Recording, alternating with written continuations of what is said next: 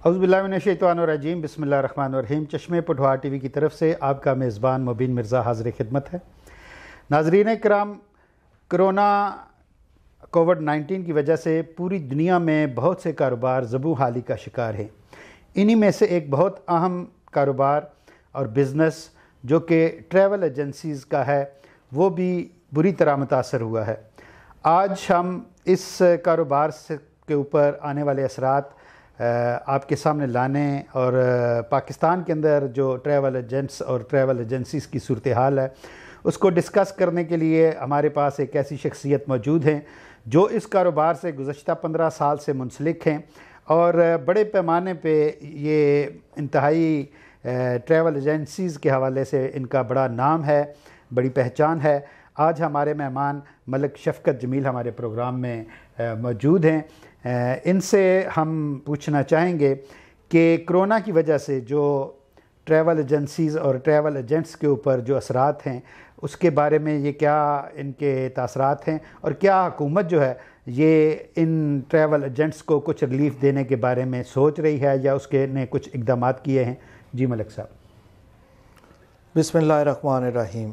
मिर्ज़ा साहब, पहले तो आपका बहुत बहुत शुक्रिया और चश्मे पटवार का कि एक ख़ास शोबा जो एक रेवेन्यू इकट्ठा करने के लिए गवर्नमेंट ऑफ पाकिस्तान में बहुत ज़्यादा हेल्पफुल होता था और हेल्पफुल है भी, उस शोबे के बारे में आपने मुझसे पता किया। आपका सवाल था गालबन कि क्या गवर्नमेंट ने इस सिलसिले में आप लोगों को कोई मदद की है। तो अनफॉर्चुनेटली हमारी इस गवर्नमेंट ने ट्रैवल एजेंसीज़ के कारोबार को, ट्रैवल एजेंट्स के कारोबार को, हालांकि वज़ीर-ए-आज़म साहब का विज़न है कि हम इसको बहुत ज़्यादा प्रमोट करेंगे, टूरिज़म को प्रमोट करेंगे, लेकिन अनफॉर्चुनेटली इस गवर्नमेंट ने ये पूरे एक साल से, माह फरवरी से ये तकरीबन क्राइसिस में है ये शोबा, क्योंकि और इस सिलसिले में उन्होंने किसी भी किस्म की कोई भी मदद ट्रैवल एजेंट्स की नहीं की, बल्कि उल्टा बेशुमार ट्रैवल एजेंट्स के को शिकायत है कि उन्हें के FBR की तरफ से नोटिस आ रहे हैं टैक्सों कि उनको अपने स्टाफ को करने के लिए पैसे नहीं हैं और बेशुमार सतह पे, बेशुमार जगहों पे लोगों को इन्फॉर्म भी किया गया है कि ये अर्निंग एक कमाऊ पुत्र था, कमाऊ शोबा था जो गवर्नमेंट को टिकटों के माध्यम में बेशुमार रेवेन्यू इकट्ठा करके देता था टैक्सेस की सूरत में, और हज उम्रा के सिलसिले में बहुत ज़्यादा रेवेन्यू गवर्नमेंट के पास इकट्ठा होता था। लेकिन इस सिलसिले में गवर्नमेंट ने बिल्कुल एक सिंगल बंदे को भी थ्रू आउट कराची से लेके खैबर तक, हर जगह तक जहाँ भी ट्रैवल एजेंट है उसकी कोई किसी किस्म की कोई मदद नहीं की, ना उनकी कोई सुनवाई हुई है कि उनका कोई कारोबार, क्योंकि ट्रैवल एजेंट्स जो है एक ख़ास फील्ड के साथ मुंसलिक रहते हैं, तो वो इनके लिए कोई और सहूलत नहीं पैदा की गई, बैंकों की तरफ से इनको कोई रिलीफ नहीं दिया गया या कोई लोन दिया जाता कि ये अपने कारोबार को किसी और तरीके में, किसी और काम में एडजस्ट करें। ये इस सिलसिले में कोई इनकी मदद नहीं की गई। जी मलिक साहब, जिस तरह आपने अपनी गुफ्तगू में फरमाया कि इस कारोबार में जो मेन आपकी अर्निंग और गवर्नमेंट के लिए रेवेन्यू इकट्ठा करना है वो हज और उम्रा की मद में है, और कोरोना की वजह से जो सऊदीया जो इस हज और उम्रा का मरकज़ है वहाँ जो है वो हज और उम्रे की पाबंदी लग चुकी है। तो इस पाबंदी की वजह से आपका कारोबार कहाँ तक मुतासर हुआ है और आइंदा आने वाले दिनों में इससे कोई निकलने की सूरत आपको नज़र आ रही है कि नहीं? मिर्ज़ा साहब, इसमें जो मेन इशू है वो तो डिपेंड करता है सऊदी गवर्नमेंट पे। वहाँ पे भी होटल इंडस्ट्री, जो होटलिंग थी, जो रेस्टोरेंट का काम था, दूसरा था, वो तो बिल्कुल ही फ्लॉप हो चुका है और ख़त्म होने के करीब है। बल्कि चंद एक होटल्स और जो 4 स्टार 5 स्टार हैं वो उनको अलाउ किया है ने एक महदूद हद तक कि आप उम्रे के लिए बंदों को रख सकते हैं। वो भी बहुत ज़्यादा हाईली रिस्ट्रिक्टेड हैं कि 15 साल से लेके 50 साल तक बंदा सिर्फ उम्रे के लिए जा सकता है, जबकि हमारी बरसगीर की रवायत है कि अमूमन लोग 50 के ऊपर ही उम्रे के लिए सफ़र करते हैं, उम्रा और हज के लिए सफ़र करते हैं। इस हिस्से में और फिर उन्होंने रिस्ट्रिक्ट किया है कि ये ग्रुप की सूरत में होगा, 24 बंदों का ग्रुप से कम नहीं हो सकता, ये भी है। लेकिन इसमें हमारी गवर्नमेंट्स के कोई ऐसे नहीं है, ये तो हम डिपेंड करता है सऊदी गवर्नमेंट पे कि वो लोगों को इजाज़त देगी और वो आके आसानी के साथ उम्रा कर सकेंगे। गो कि ये कोरोना एक बीमारी है, लेकिन उनके SOPs इतने टफ रखे हैं उन्होंने। मैं तो चाहूँगा कि गवर्नमेंट लेवल पर लोग गवर्नमेंट सऊदी गवर्नमेंट से कोई नेगोशिएशन करे, कोई बात करे, ताकि वो जल्द अज जल्द इस सिलसिले में आसानी पैदा करे और ये इंडस्ट्री चल सके। जी मलिक साहब, चूँकि आपका कारोबार टोटल एयरलाइन से वाबस्ता है और देखने में आया है कि कोरोना की वजह से तमाम एयरलाइंस ने अपने किराए जो हैं वो एकदम बहुत ज़्यादा बढ़ा दिए हैं। और दूसरी बात यह है कि हर एयरलाइन ने कोरोना टेस्ट के लिए जो अपनी तजवीज़ करदा लेबॉर्ट्रीज़ हैं वो अपने क्लाइंट्स को या अपने जो मुसाफिर हैं, जो पैसेंजर हैं, उनको वो उधर रेफ़र कर रहे हैं। तो क्या गवर्नमेंट की सतह पे ऐसा होना चाहिए कि जो कोरोना टेस्ट के लिए लेबॉर्ट्रीज़ हैं और वो जो लेबॉर्ट्रीज़ हैं वो अपनी मन मर्ज़ी के वो हर पैसेंजर से वो अपना कोरोना टेस्ट की फ़ीस ले रहे हैं, तो क्या इसमें कोई यूनिफॉर्मिटी होनी चाहिए कि ये एक तो मयार एक जैसा हो इन लेबॉर्ट्रीज़ का और उनका रेट भी एक जैसा हो, ताकि जो पैसेंजर्स हैं जो पहले ही इस कोरोना की वजह से ज़ुबू हाली का शिकार है उनको कुछ रिलीफ मिल सके। जी मलिक साहब। जी मिर्ज़ा साहब, आपका बहुत अच्छा क्वेश्चन है। एयरलाइंस का जहाँ तक तल्लक है कि उनकी टिकट्स का, तो पहले तो उन्होंने ये चक्कर दिया जी कि हम कोरोना की वजह से एक डबल टिकट्स वसूल करते रहे। हालांकि हुआ ऐसा नहीं, मैंने बेशुमार मुसाफरों से पूछा कि हम एक सीट खाली रख के एक पैसेंजर से डबल टिकट ले रहे हैं, लेकिन हुआ ऐसा नहीं है। वो उसी तरह जहाज़ भरे हुए थे, उसी तरह ही सिस्टम चल रहा था। किराए उन्होंने बढ़ाए हैं, बेशुमार किराए बढ़ाए हैं, और बल्कि जिन दिनों में क्राइसिस था फ़्लाइट्स कम कर दिए हैं।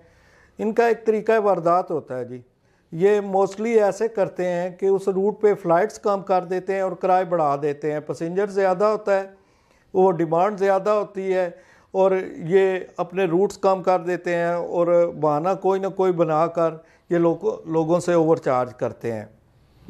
दूसरा, एक सिस्टम होना चाहिए गवर्नमेंट लेवल पे कि एयरलाइंस को बाउंड किया जाए। जो आप लोग इनको रूट्स देते हैं तो इनको बाउंड किया जाए कि इस एक वीक में इस डेजिग्नेशन के लिए, इस जगह के लिए आपने 2 या 3 फ़्लाइट्स देनी है, तो they are bound to do that. ये नहीं होना चाहिए कि वो जब चाहें और जिस वक्त चाहें अपनी फ़्लाइट्स कैंसिल कर दें और हमारे लिए आम मुसाफिर के लिए प्रॉब्लम बने और वो किरायों के बाद में लूट मार शुरू कर दें। दूसरा, जहाँ तक कोरोना टेस्ट की आपने बात की है मिर्ज़ा साहब, कोरोना टेस्ट मुख्तलिफ एयरलाइंस का मुख्तलिफ लेबॉर्ट्री के साथ अरेंजमेंट्स है। इस सिलसिले में तकरीबन फ़ीस सब की एक जैसी है, 6,200 6,500 रुपया इतनी के ये फ़ीस कलेक्ट कर रहे हैं। शुरू में तो इन्होंने 9-10 हज़ार रुपये तक भी पर पैसेंजर इन्होंने लिए हैं। अब गवर्नमेंट लेवल पे ये होना चाहिए कि यूनिफॉर्म इस तरह हो सकता है कि अब तो इसकी कोई जो टेस्टिंग की किट्स हैं वो सुना है कि बहुत चीप हो गई हैं, तो गवर्नमेंट को इनको बाउंड करना चाहिए कि इनके जो फ़ीस है, फ़ीस की मद में कम पैसे चार्ज करें, ताकि जो लोग स्पेशली हमारे मिडल ईस्ट के लोग, और स्पेशली अब यही देखें मिडल ईस्ट के लोग वो जो मजदूरी के सिलसिले में उधर जाते हैं, एक तो किराए ज़्यादा, दूसरा ऊपर से कोरोना टेस्ट की फ़ी का टीका। अब इसी तरह देखें, मैं आपको एक बात यहाँ पे जो बहुत इम्पॉर्टेंट है, जो ज़रूरी भी है, कि British Airways they are doing very well. British Airways में वैध एयरलाइन है जिसमें कोरोना टेस्ट कंपलसरी नहीं है। क्या वो भी पैसेंजर नहीं होते?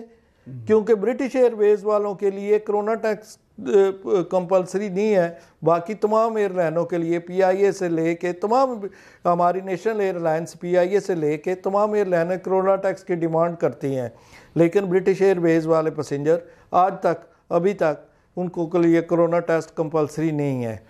तो होपफुली अगर ये इसके बगैर हो सकता है या इसमें कोई इसका हल है और कोरोना के टेस्ट की फ़ीस भी अब कम की जा सकती है तो बराए मेहरबानी, क्योंकि ये अब अगर यही हालात रहे तो ये इंडस्ट्री बहुत ज़ुबून आली का शिकार है। और मेरे ख्याल में वो बेशुमार ट्रैवल एजेंट्स ने, किसी ने गोट फार्म बनाना शुरू कर दिया है, कोई डेयरी फार्म की तरफ जा रहा है, किसी ने रेस्टोरेंट्स बनाने के सोच रहा है, कोई प्रॉपर्टी के बिज़नेस में जा रहा है।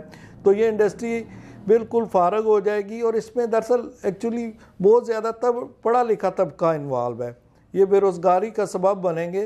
लिहाजा गवर्नमेंट को बराए मेहरबानी, ये मेरी अपील है गवर्नमेंट से, तमाम ट्रैवल एजेंट्स और की तरफ से और ट्रैवल एजेंसीज़ की तरफ से कि बराए मेहरबानी इनको रिलीफ दें, इनको किसी न किसी तरह एडजस्ट करें ताकि ये आपका, जिसमें लाखों के हिसाब से मैं कमो बेश 3 to 4 मिलियन लोग, 30 से 40 लाख लोग इस इंडस्ट्री से मुंसलिक हैं पाकिस्तान में सिर्फ।